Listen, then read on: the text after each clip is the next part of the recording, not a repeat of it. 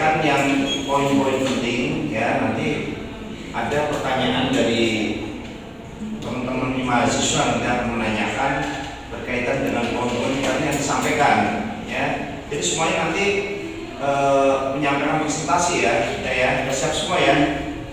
Sudah siap? Ya sudah. Ya siap. Iya, ya ada moderator dulu, silakan. Bismillahirrahmanirrahim. Assalamualaikum warahmatullahi wabarakatuh. Waalaikumsalam warahmatullahi wabarakatuh. Baik, di sini kami akan sebelumnya saya ingin memperkenalkan saya terlebih dahulu. Perkenalkan, nama saya Sri Dewi. Saya di sini sebagai moderator. Dan di samping saya ada Sastri Nurhayati sebagai penyanyi 1. Sampingnya lagi ada Nur Fitriani sebagai penyanyi 2. Sampingnya ada Cerni Amalia Kosia sebagai atulen.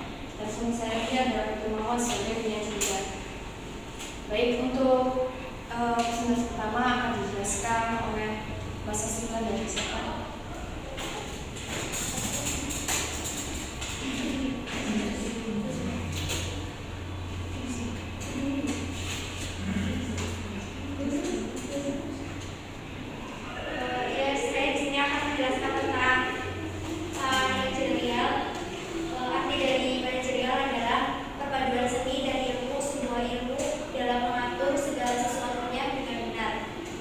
Perilaku ilmu ini disebut dengan manajer. Seorang manajer haruslah menguasai ilmu manajerial dengan baik. Dan selanjutnya, kepemimpinan adalah kemampuan untuk mempengaruhi suatu kelompok ke arah tercapainya tujuan. Sedangkan fungsi kepemimpinan adalah sesuatu di mana seorang manajer sedang memotivasi bawahan, mengarahkan kegiatan orang lain, memilih saluran komunikasi yang paling efektif atau memecahkan konflik antara anggota.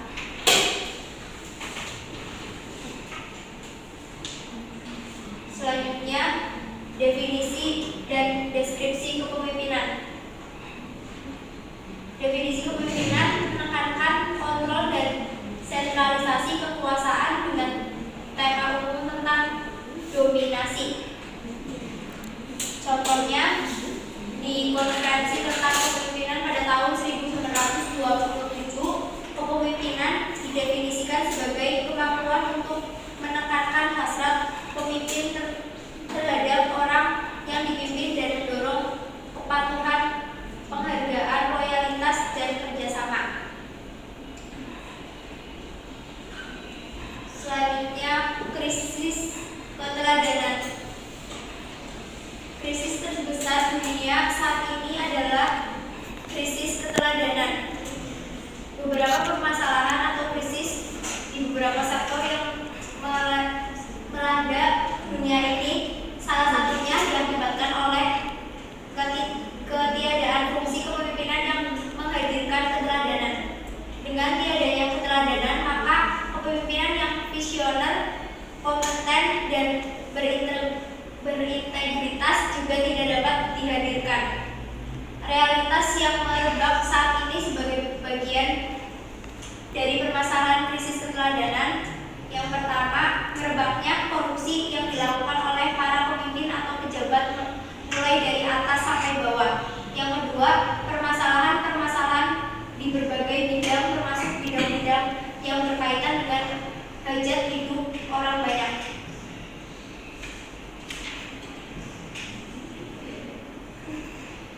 Selanjutnya akan disampaikan oleh Nurul.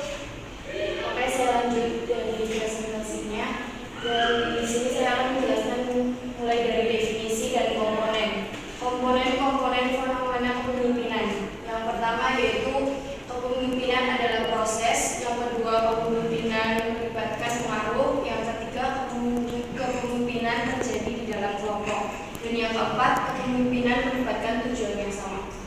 Dari kepemimpinan sendiri adalah proses di mana individu mempengaruhi sekelompok individu untuk tercapai tujuan yang sama.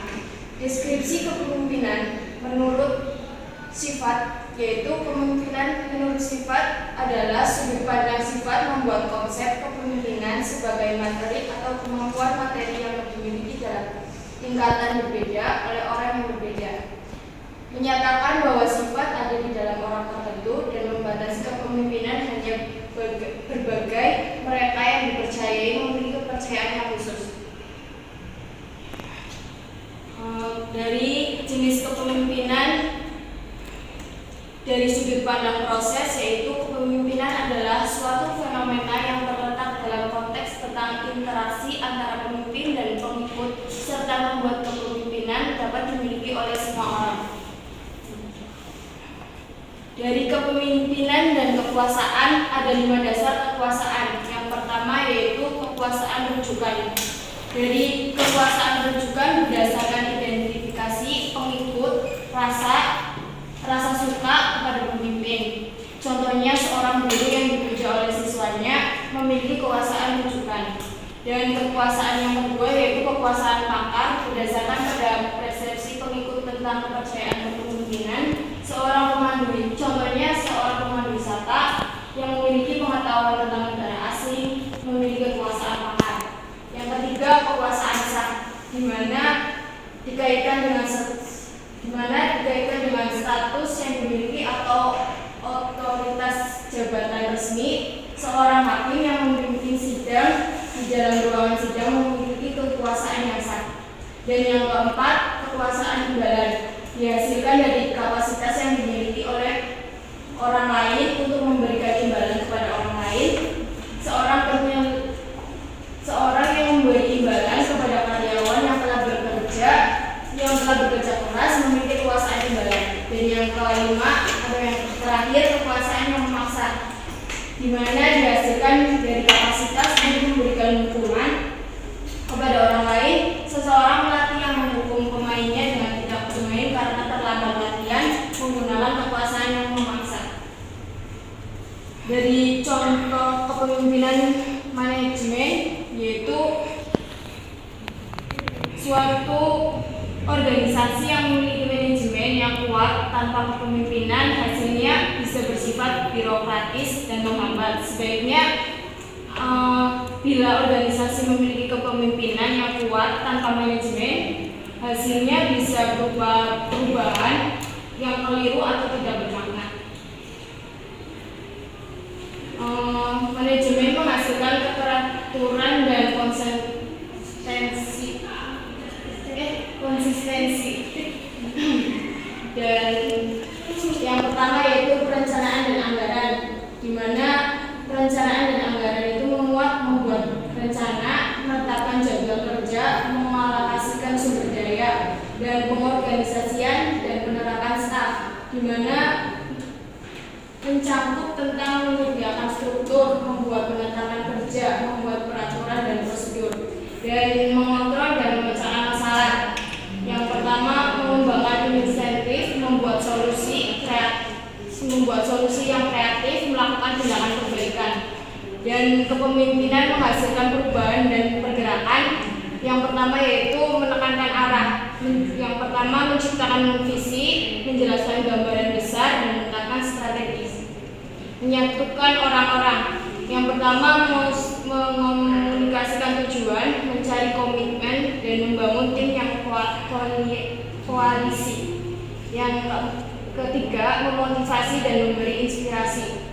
Yang pertama menginspirasi dan menyemangati, yang kedua memberikan pengikut, dan yang ketiga memenuhi kebutuhan yang dibutuhkan.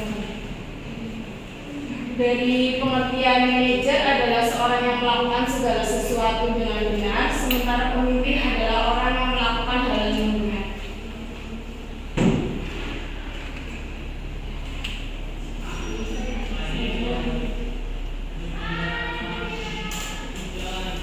Siapa lagi? Selanjutnya adalah pentingnya sertifikasi bersih. Proses pembelajaran kepemimpinan yang memadai adalah selain mengetahui kompetensi yang diperlukan untuk memimpin suatu organisasi, juga harus memahami bagaimana cara mendapatkan dan mensuburkan kompetensi itu. Sehingga hubungan dengan hal tersebut dibutuhkan keberanian untuk mewujudkan pengetahuan atau teori-teori dalam bentuk nyata.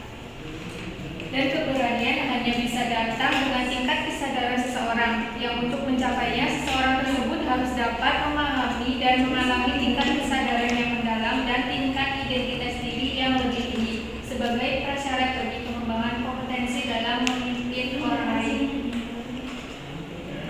Self leadership intinya adalah kemampuan diri dalam mengendalikan hawa nafsu. Yang kedua, self leadership dan self disiplin. Self leadership merupakan dasar dari segala bentuk kepemimpinan. Self leadership yang berarti juga self disiplin, menegakkan disiplin atas diri pribadi, merupakan aktivitas yang paling berat karena berkaitan dengan diri sendiri dan tidak melibatkan orang lain.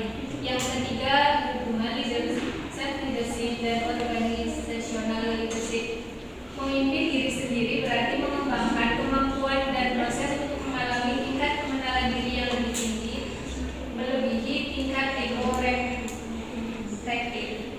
Hal ini akan memfasilitasi perjalanan menuju keberanian untuk proaktif dan pada akhirnya membawa pada kesadaran kreatif. Suatu perpaduan antara kecerdasan intelektual, intuitif, dan emosi. Hal ini yang memungkinkan seseorang untuk mampu mengelola hubungan dengan orang lain, peristiwa gagasan yang kesemuanya merupakan esensi dari kepemimpinan. Yang keempat, self leadership dan stress management. Manfaat dari self leadership yang efektif adalah munculnya keberanian dalam arti luas, yaitu berani memiliki mimpi besar, berani untuk melangkah, dan berani untuk menghadapi segala resiko yang akan hadap. Cara untuk menumbuhkan keberanian adalah dengan mengelola dinamika batin serta meredam rasa takut, rasa tak berkala atau kehilangan. Untuk mewujudkan puncak performa kerja sekaligus mencapainya dengan kebahagiaan secara berkelanjutan adalah untuk memahami dan mempelajari bagaimana mengelola dan memimpin dinamika batin seseorang maupun diri sendiri. Esensi dari leadership yang pertama mengenali atau recognizing, dua menemukan discovering, tiga mengidentifikasi diri yang sesungguhnya. Kepemimpinan adalah bagaimana seseorang mempunyai kebiasaan proaktif dan kreatif. Untuk menemukan diri yang seutuhnya, menenangkan emosi diri, menimbulkan perasaan positif dan senang. Dalam ajaran Islam, cara praktisnya adalah dengan media zikir Asmaul Husna, sholat, tafakur, dan puasa.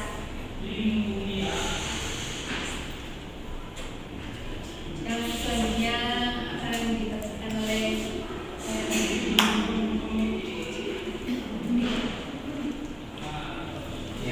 yang keras juga. Prinsip-prinsip kepemimpinan. Yang pertama, mengadakan peningkatan secara terus-menerus. Sudah menjadi sifat alamiah suatu tugas dapat dilaksanakan secara sukses. Maka kita pengalihan perhatian pada suatu yang baru. Keberhasilan bukanlah suatu hasil akhir dari suatu tugas. Keberhasilan adalah suatu langkah maju berikutnya. Yang kedua, mengakui masalah secara terbuka. Keterbukaan sebagai kekuatan yang bisa mengendalikan dan mengatasi berbagai masalah dengan cepat, dan juga sama cepatnya dapat mewujudkan kemampuan. Yang ketiga, mempromosikan keterbukaan. Bagi organisasi tradisional, ilmu pengetahuan adalah kekuasaan pribadi, tetapi bagi organisasi Kaizen, ilmu adalah untuk saling dibagikan, dan hubungan komunikasi yang mendukungnya adalah sumber efisiensi yang besar. Yang keempat, menciptakan tim kerja. Dalam organisasi Kaizen, tim adalah bahan bangunan dasar yang membentuk struktur organisasi.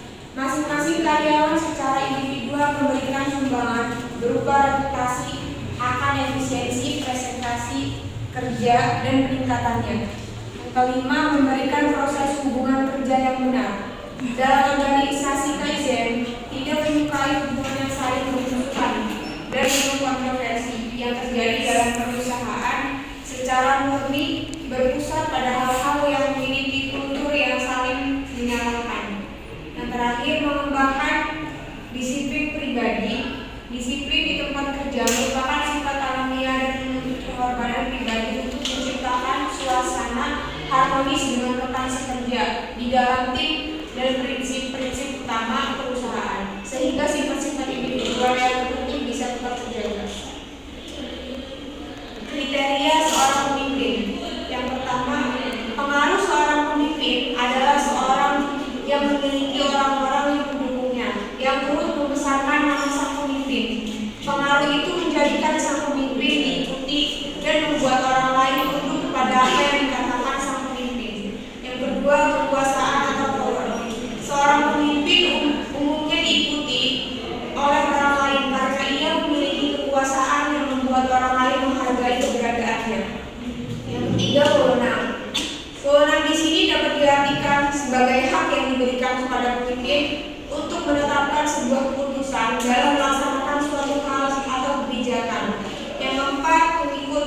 Seorang pemimpin yang memiliki pengaruh, kekuasaan atau power dan wewenang tidak dapat dikatakan sebagai pemimpin apabila dia tidak memiliki pengikut yang berada di belakangnya yang memberi dukungan mengikuti apa yang dikatakan pemimpin. Fungsi kepemimpinan. Yang pertama, fungsi yang berhubungan dengan tugas atau pemecahan masalah, yaitu menyangkut pemberian saran, penyelesaian, informasi dan pendapat. Yang kedua, fungsi-fungsi pemeliharaan kelompok atau sosial, yaitu segala sesuatu yang dapat membantu kelompok berjalan lebih lancar, persetujuan dengan kelompok lain, penenangan, perbedaan kelompok dan sebagainya. Peran kepemimpinan. 1. Pemberi arah. Seorang pemimpin diharapkan mampu memberikan pengarahan sehingga dapat diketahui sampai sejauh mana efektivitas maupun efisien pelaksanaan dalam upaya pencapaian tujuan. Yang kedua, agen perubahan. Seorang pemimpin sebagai katalisator perubahan pada lingkungan eksternal. Ketiga, pembicara. Pemimpin sebagai pembicara ahli, pendengar yang baik, dan penentu visi organisasi merupakan penasihat negosiator organisasi dari pihak luar agar memperoleh informasi, dukungan, ide dan sumber daya yang bermanfaat bagi perkembangan organisasi. Yang keempat, pembina. Pemimpin adalah pembina tim yang memberdayakan individu-individu dalam organisasinya dan mengarahkan perilaku mereka sesuai visi yang telah dirumuskan. Gaya kepemimpinan. Gaya kepemimpinan adalah bagaimana seorang pemimpin melaksanakan fungsi kepemimpinannya dan bagaimana ia dilihat oleh mereka yang berusaha dipimpinnya atau mereka yang mungkin sedang mengamati dari luar.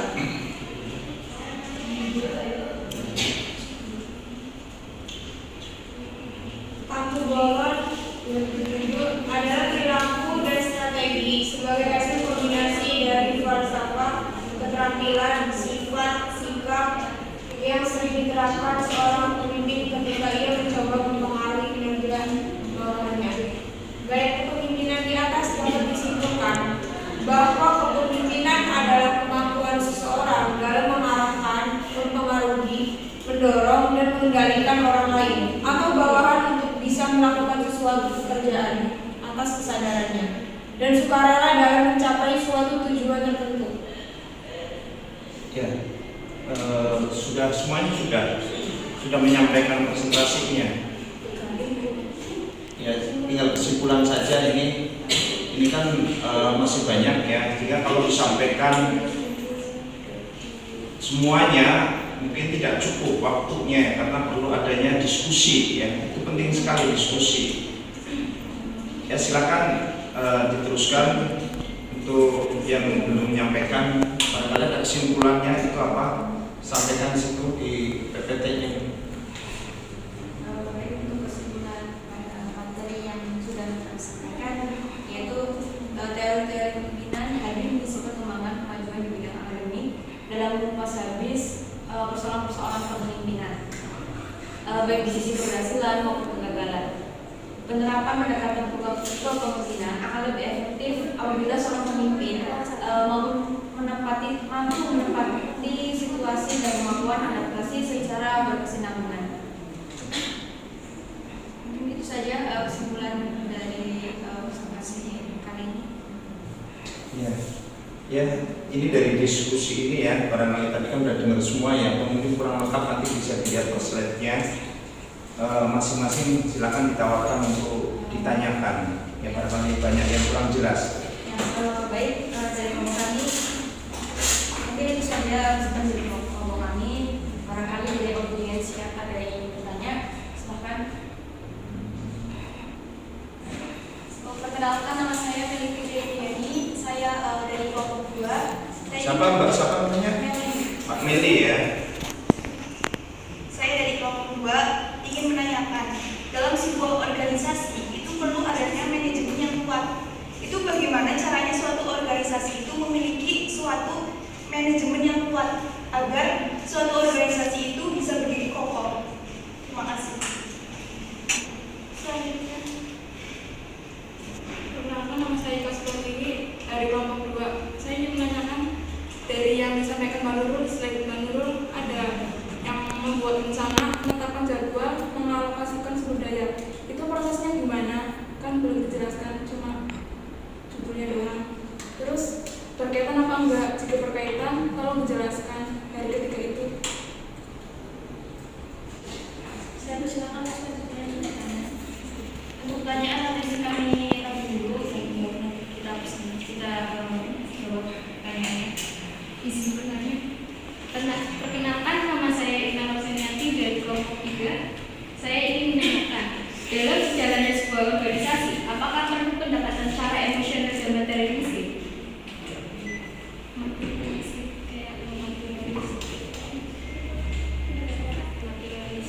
Dalam jalannya sebuah organisasi, apakah perlu pendekatan secara emosional dan materialistik?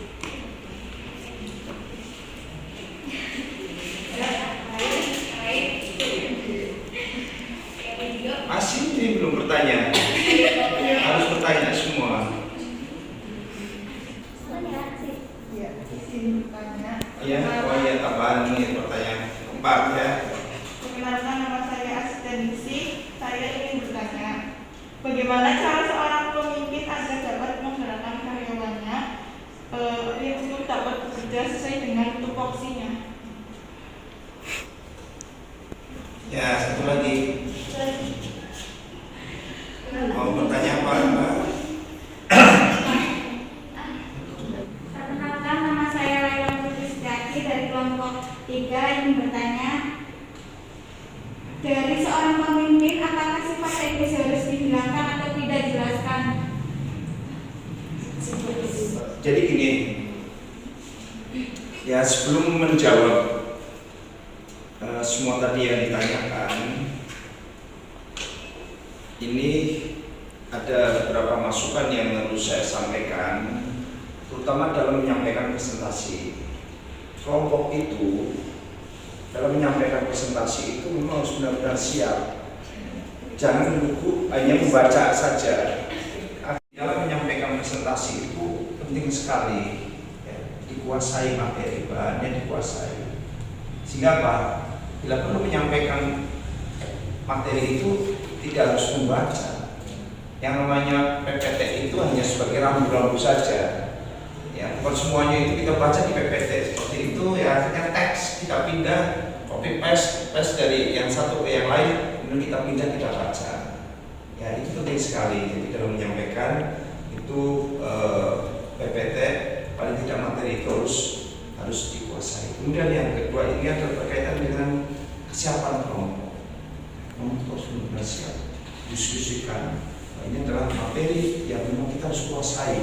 Jangan sampai kita memberikan materi, kita menyampaikan presentasi, tapi justru misalnya ditanya tidak tahu, misalnya seperti itu jangan sampai. Ya, jadi dikuasai, didiskusikan, barang 1 hari, 2 hari, atau 1 minggu didiskusikan. Ya, ini pentingnya pembelajaran dengan SCL ini adalah berkaitan dengan pembelajaran ini mahasiswa. Ini harus yang menggali, kemudian saya sebagai dosen itu mengarahkan. Ini jadi kita harus menggali, belajar bersama-sama. Nah, ini kan akuntansi semester 4. Ya. Jadi kita diskusi seperti ini manfaatnya insya Allah banyak sekali ya. Ini kan sambil berlatih menyampaikan ekspresi. Ini kan calon-calon pemimpin semuanya ini. Karena apa? Mata kuliah kepemimpinan manajerial. Berarti posisi kita adalah bagaimana kita seorang pemimpin. Pengertian penjabaran yang itu sampaikan luas sekali. Kesiapan kita itu adalah seperti itu.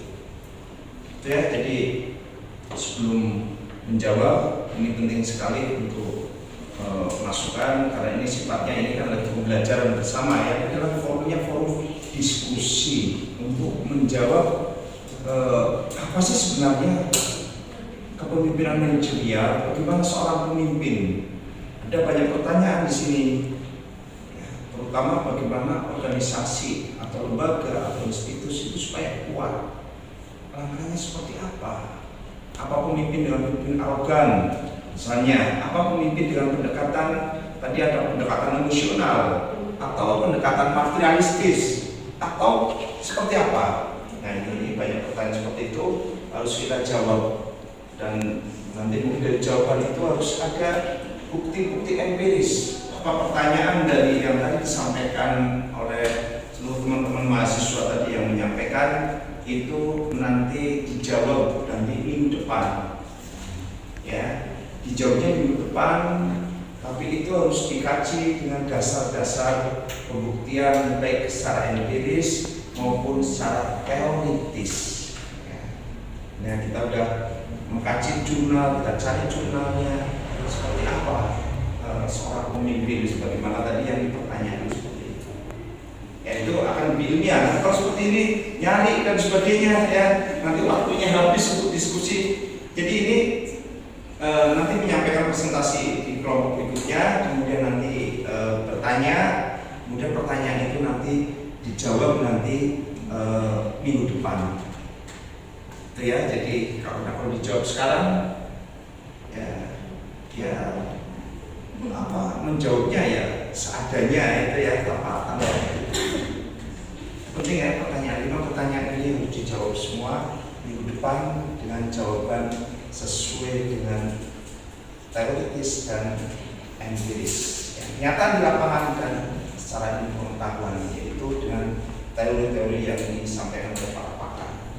Itu ya, ini kelompok 1 ya. Itu sambil ditutup dulu, ditutup presentasinya. Setelah ditutup dan disampaikan untuk jawabannya akan kami tayangkan minggu depan ya.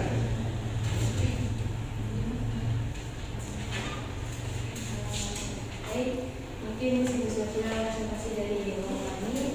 Apabila ada kekurangan atau kesalahan kata, mohon maaf sebesar-besarnya. Dan untuk jawaban yang tadi sudah untuk pertanyaan yang tadi audiens nanti insyaallah akan kami jawab untuk minggu depan. Baik, langsung saya tutup presentasi pada kali ini. Billahi taufiq. Assalamualaikum warahmatullahi wabarakatuh. Ya, tepuk tangan.